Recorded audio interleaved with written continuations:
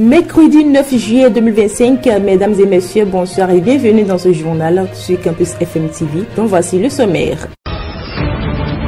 La 7e édition de la mode se prépare au Bénin pour le 23 au 26 juillet 2025. Cette initiative, qui aura lieu sous la coordination du ministre du Tourisme, de la Culture et des Arts, a pour but de promouvoir la créativité vestimentaire. Le point dans cette édition. Hors des frontières béninoises, le Japon subit depuis quelques jours une série de secousses sismiques, notamment dans les îles du sud de ce pays. Ceci entraîne l'évacuation de certains habitants vers des zones non touchées. Les autorités japonaises, soucieuses de ce phénomène, ont annoncé une stratégie renforcée pour la prévention et la gestion de cette catastrophe naturelle. Les détails dans un court instant. En page sport pour finir, on parlera du championnat national de handball de la saison 2025 qui prendra son envol d'ici quelques jours. Les phases préliminaires démarrent ce samedi. Voilà l'essentiel à retenir pour les titres. Le développement, c'est après ce virgule.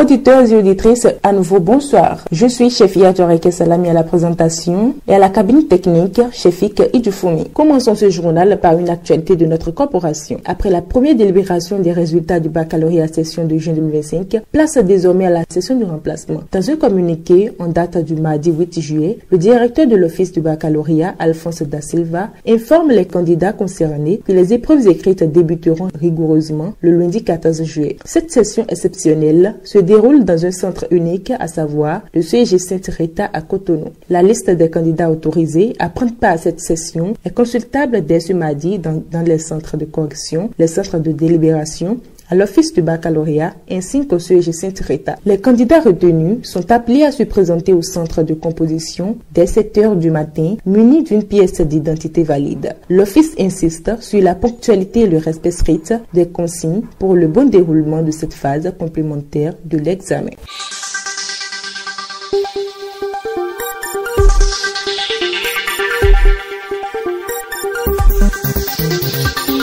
La haute autorité de l'audiovisuel et de la communication RAC simplifie désormais l'accès à la carte de presse pour les journalistes béninois. Fini les longues files d'attente, les déplacements multiples et les procédures fastidieuses. L'institution a lancé une plateforme en ligne dédiée à cette opération. Permettre aux professionnels des médias de gagner en temps, en argent et en efficacité. Tel est l'objectif principal. Une initiative née des constats récurrents de tracasseries dans le processus traditionnel d'obtention de la carte de presse. Désormais, pour entamer la procédure, il suffit de se rendre à l'adresse http://cartedepresse.bg et de suivre les étapes indiquées. Les conditions d'éligibilité sont également disponibles sur la plateforme afin de guider chaque postulant. Avec cette innovation, la RAC invite tous les journalistes à s'approprier le processus. Plus aucune excuse n'est tolérable pour ne pas disposer de cette pièce officielle indispensable à l'exercice du métier. Je l'annonce en titre, au Bénin, la mode est à l'honneur. La 7e édition du mois de la mode se tiendra du 23 au 26 juillet 2025. Un événement placé sous le signe de la créativité et du dialogue entre les époques,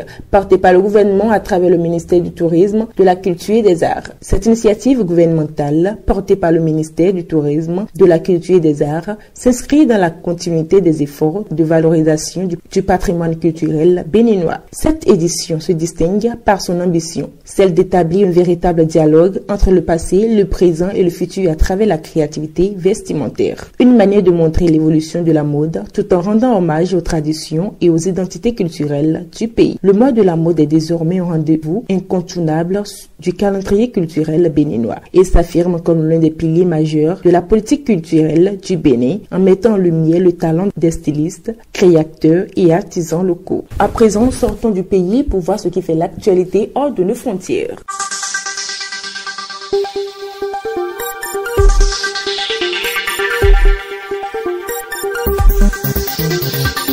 Kazimi Ok, bonsoir. Chefiatou Arike Salami, bonsoir. En République démocratique du Congo, le procès très attendu de l'ancien ministre de la Justice, Constant Montamba, s'ouvre ce mercredi devant la Cour de cassation. Un dossier sensible qui tient en haleine l'opinion publique alors que l'escadre des Sceaux se retrouve sur le banc des accusés. En République démocratique du Congo, le procès de Constant Moutamba, ancien ministre de la Justice, s'est ouvert ce mercredi devant la Cour de cassation, une audience qui suscite une vive attention tant elle met en lumière la chute spectaculaire d'une figure politique connue pour ses prises de position virulentes contre les magistrats. Contraint à la démission à la fin du mois de juin, Constant Moutamba est désormais poursuivi pour détournement présumé de fonds publics. Il lui est reproché d'avoir fait disparaître 19 millions de dollars initialement alloués à la construction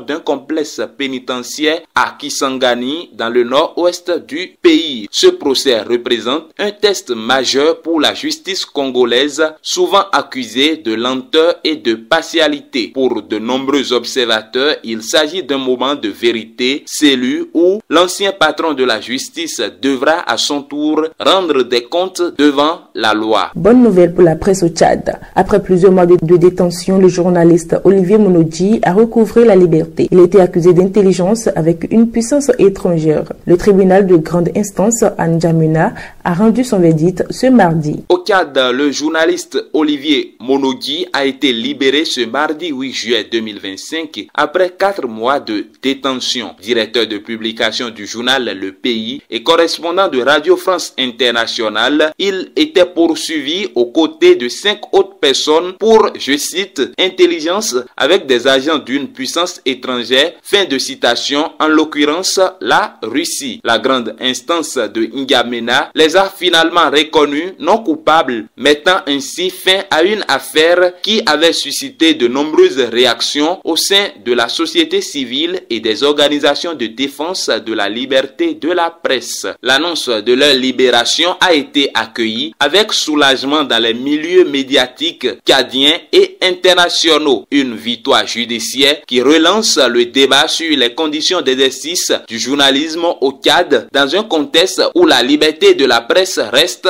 fragile. Les États-Unis renforcent leur soutien militaire à l'Ukraine. Le président américain Donald Trump a annoncé l'envoi des armes défensives à Kiev, une décision prise dans un contexte de tensions persistantes avec la Russie. Depuis la Maison-Blanche, le président Donald Trump a confirmé ce mardi 8 juillet 2025 l'envoi d'armes défensives à l'Ukraine, une initiative destinée, selon lui, à renforcer les capacités de défense ukrainiennes face à l'agression russe. Le chef de l'État américain a précisé que Washington envisage également de nouvelles sanctions contre Moscou. Il reproche au président russe de ne montrer aucune volonté réelle de mettre fin au conflit. Cette annonce marque un nouvel épisode dans l'escalade diplomatique entre les deux puissances et témoigne de la détermination des États-Unis à soutenir l'Ukraine sur le plan militaire comme politique. Une position qui pourrait raviver les tensions sur la scène internationale. Direction en Asie pour finir, où le Japon fait face à une nouvelle série de secousses sismiques. Située dans l'une des zones les plus actives au monde en matière de tremblement de terre, l'archipel enregistre une activité inhabituelle ces dernières semaines. Certaines îles ont été évacuées par précaution. Ces dernières semaines, une série de secousses a particulièrement touché les îles isolées du sud du pays. Par mesure de sécurité, plusieurs habitants ont été contraints de quitter leur maison pour se réfugier dans des zones plus sûres selon les autorités locales. À ce stade, aucun dégât majeur n'a été signalé, même dans les zones les plus affectées. Toutefois, les interruptions de secours et les risques de nouvelles secousses suscitent une forte inquiétude. Les populations vivent dans la peur, privées de leur sommeil et d'une réelle tranquillité d'esprit. Face à cette situation préoccupante, les autorités japonaises ont présenté mardi dernier une série de stratégies actualisées pour mieux faire face à ces catastrophes naturelles. Un plan d'action qui vise à limiter les impacts humains et matériels tout en renforçant la prévention dans les zones les plus vulnérables. Merci à vous pour toutes ces précisions. Alors, mesdames et messieurs, c'est tout de suite pour les actualités sportives.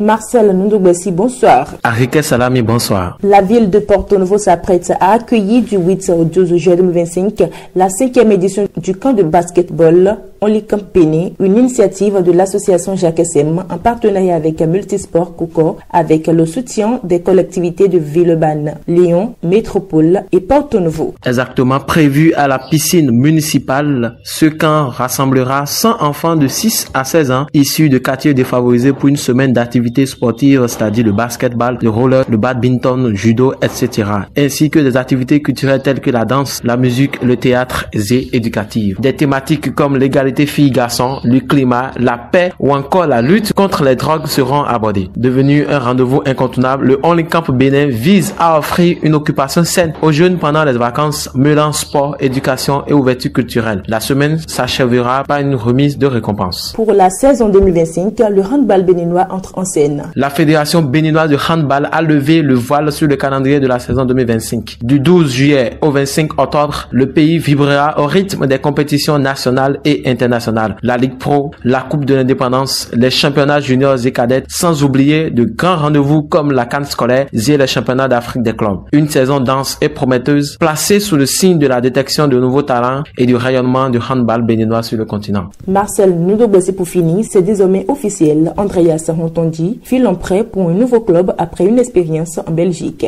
De retour à Burnley après un prêt plutôt réussi au Stade de Liège en D1 Belgique, l'attaquant béninois est à nouveau prêté. Andreas Hontondi va évoluer la saison prochaine sous les couleurs du FC Saint-Pauli en Bundesliga D1 allemande. L'annonce a été faite par les deux clubs ce mardi 8 juillet 2025. Andreas, qui a parafré un contrat de 4 ans avec le club anglais, ne jouera donc pas la première ligue avec les Clarets. Bien à vous, Arike Salami. Merci et bonne soirée à vous. Mesdames et messieurs, nous voici à la fin de ce journal. Chef Yatou Arike Salam, je suis, et à la mise en onde, Chef Ike Idufoumi. Merci de nous avoir suivis. D'ici là, portez-vous bien.